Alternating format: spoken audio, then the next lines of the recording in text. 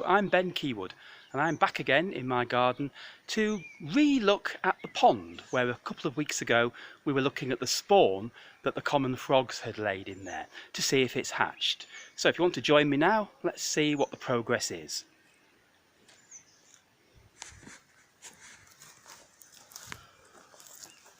Well, as you can see here, the spawn has now hatched, and if I put my hand in, look at that. It's a teeming mass of tiny tadpoles. Look, all black in my hand there. Oh dear, stuck to my hand. Oh, still one there. Get back in the water. And look over here. There's some more. Now the water's still very, very cold because we've had some quite frosty mornings the last few days and not much sunshine.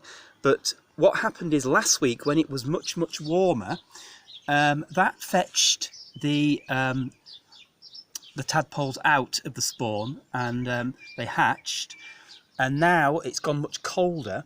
There was a worry that some of them could get killed by the frost because we had some very severe frost, but they have all survived, or at least the majority seems to have survived, and they're now all feeding. Now, as you'll notice, there's not much of the spawn left, because what happens is when the tadpoles first come out from the spawn, the first thing they do is they eat the jelly-like spawn from which they've hatched, because it's very cold, because there's a lot of nutrients in that spawn, and it gives them the initial energy and strength they need to move out into the wider pond and then start feeding on the green algae and the weed and stuff that's growing in there. But initially, for the first week or two, they'll stay in this big mass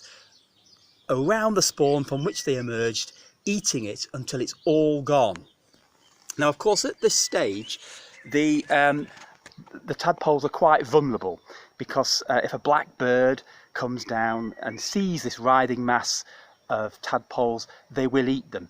But that's why the frogs lay so much spawn, because they know that only a very small percentage of this spawn will eventually get through to adult frogs. So it's quite a gamble they take, which is why they lay so much.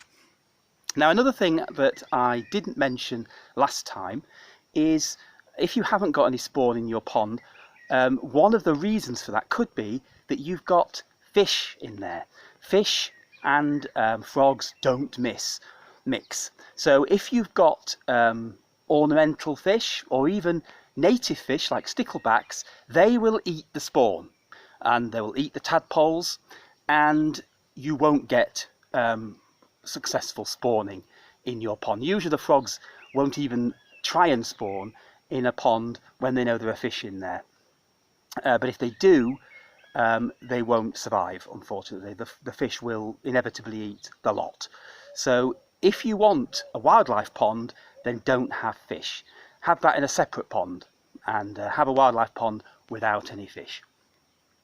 So over the last couple of weeks, a few other things have started returning to the pond. The snails are now a lot more active. The pond snails in here. We'll go and have a look, see if we can see any of those.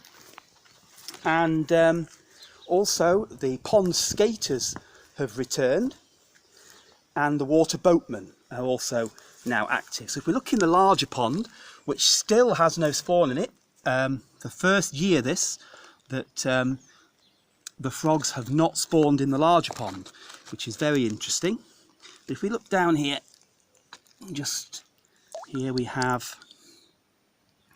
this is called a ram's horn snail, because it's got this shape of a ram's horn. There are two native species of pond snail in the UK.